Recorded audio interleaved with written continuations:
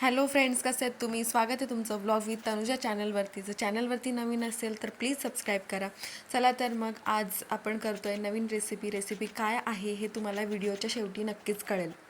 मी ना माझा एक एक्सपिरियन्स इथं शेअर करते. जेव्हा माझी ना डिलिव्हरी झाली होती तेव्हा मला बऱ्याचशा लेडीज असं सांगायच्या की बाळ झोपलं की तूही झोपून घेत जा.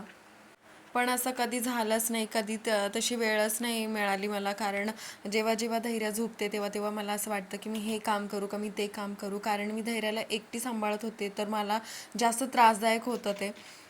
पण ह्या सगळ्यात ना जास्त हेल्प माझ्या आईची आणि माझ्या बहिणीची झाली. जेव्हा जेव्हा धैर्य आजारी असायची किंवा मला जेव्हा नीड असायची, मला रेस्टची नीड असायची, मला जेव्हा आराम करायचा वाटायचा तेव्हा माझी मम्मी मला नेहमी यायची माझ्या घरी. आणि जेव्हा मी तिला फोन करायचे तेव्हा अर्ध्या रात्रीसुद्धा माझी मम्मी आलेली आहे. तर तिचा खूप जास्त सपोर्ट आहे मला जवळ असल्यामुळे. आणि असं म्हणतात ना की आई झाल्यावरच आपल्याला आईची किंमत कळते, तर ते खरंच आहे, अगदी खरं आहे. हे मी स्वतः एक्सपिरियन्स केलेलं आहे. आता पण कधी जेव्हा माझी मम्मी घरी येते ना तेव्हा ती अजिबात आराम करत नाही. तिला कितीही म्हटलं मी की तू आज आराम कर, तर ती अजिबात आराम नाही करत. ती आल्या आल्या माझं जे घर असतं ते आवरते, स्वयंपाकाला घेते, धैर्याला खाऊ पिऊ घालते. तर तिला अजून जास्त एनर्जी येते ती इकडे आल्यावर. ती जेव्हा माझ्या घरी येते ना तेव्हा तिला काहीच एक्सपेक्ट नसतं किंवा ती मला अजिबात असं म्हणत नाही की तू हे का नाही केलं, तू ते का नाही केलं.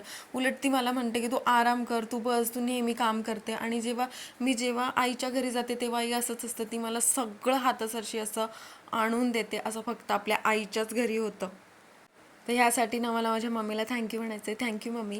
काल ना एक खूप मजेशीर किस्सा झाला. काल धैर्याची मैत्रीण आली होती तिच्यासोबत खेळायला.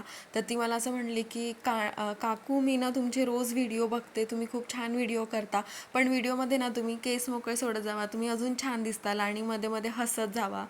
तर तिचं हे ऑब्झर्वेशन बघून मला खूप छान वाटलं की ती इतकी इनोसंट आहे आणि ती मला खरी कॉम्प्लिमेंट देत होती. मला हे ऐकून खूप छान वाटलं. तर मी नक्की ते ह्या व्हिडिओमध्ये अप्लाय करण्याचा प्रयत्न केला आहे. जेव्हा जेव्हा माझ्या लक्षात आलं ना तेव्हा तेव्हा मी अप्लाय करण्याचा प्रयत्न केलेला आहे इथे. आज मला भरपूर सारा स्वयंपाक होता. रोज रोज मला स्वयंपाकाला सुट्टी नव्हती मिळणार.